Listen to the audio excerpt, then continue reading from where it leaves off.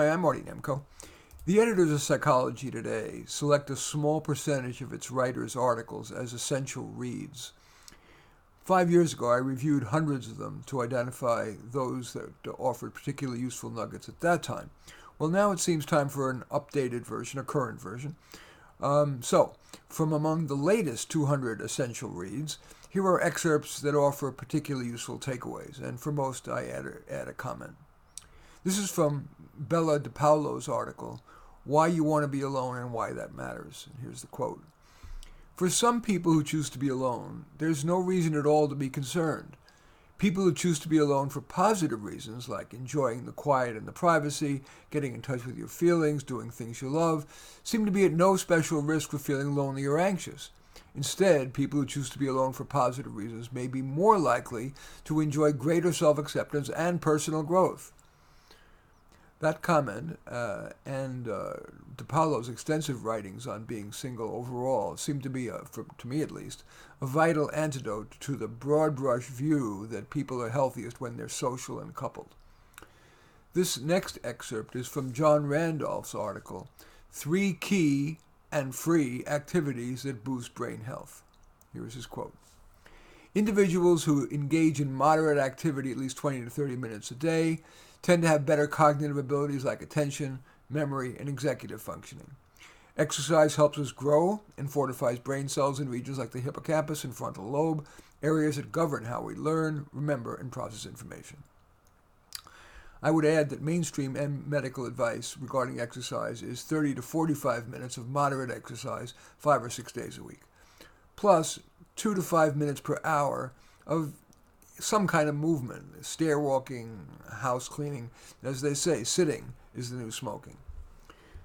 The next nugget I'd like to share is from Noam Spencer's article called, Is Willpower the New Self-Esteem? He says, in sum, surrounding yourself with cookies and counting on your willpower to prevent you from indulging is not your best strategy in the long term. Good planning, that is, take a homemade snack on the road so you're not yearning for cookies. Good habits, take the route home that doesn't pass by the cookie store.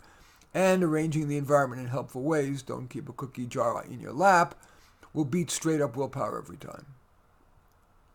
Of kind of an amplification of that, another way to make it easy to be good is to make desirables easy to get, kind of the converse of what he said. Put carrots and salsa rather than cake at eye level in the fridge. Put that report that you should read out on your desk. This next excerpt from a Psychology Today essential read is from Aaron Ben-Zeev's Now or Never or Love You Forever. He writes, accept the temporary nature of love, as of life, but still try to establish meaningful love, incorporating both momentary, exhilarating experiences and ongoing, meaningful development.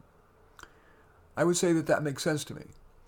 Yet I came away from reading that article feeling glad that my wife Barbara and I have chosen, despite real differences between us, to love each other monogamously forever. This next excerpt from an essential read is from Amy Morin's article, Does Online Therapy Work? She writes, research consistently shows that online treatment can be very effective for many mental health issues. Here are the results of a few studies. A study published in the Journal of Affective Disorders found that online treatment was just as effective as face-to-face treatment for depression. A 2018 study, published in the Journal of Psychological Disorders, found that online cognitive behavioral therapy is, quote, effective, acceptable, and practical healthcare, end quote. The study found that the online cognitive behavioral therapy was equally as effective as face-to-face treatment for major depression, panic disorder, social anxiety, and generalized anxiety disorder. A 2014 study published in Behavioral Research and Therapy Journal found that online cognitive behavioral therapy was effective in treating anxiety disorders. It said that treatment was cost-effective and the positive improvements were sustained at the 1-year follow-up. This excerpt is from Cody Comer's article, Why Seeing a Therapist Isn't Always the Right Choice. He writes, there are quite a few ways to take an active role in working through the kinds of difficulties we all at one point or another will face. Therapy is one of them. Reading books is another, especially if you can find books that have helped people you know get through similar situations. I would add that a usually more time-effective approach to bibliotherapy than books is to read articles that you've generated from a Google search. Very often the top listed articles have been most retweeted, resend, what they call it, increased backlinks, so they've been useful to lots of people.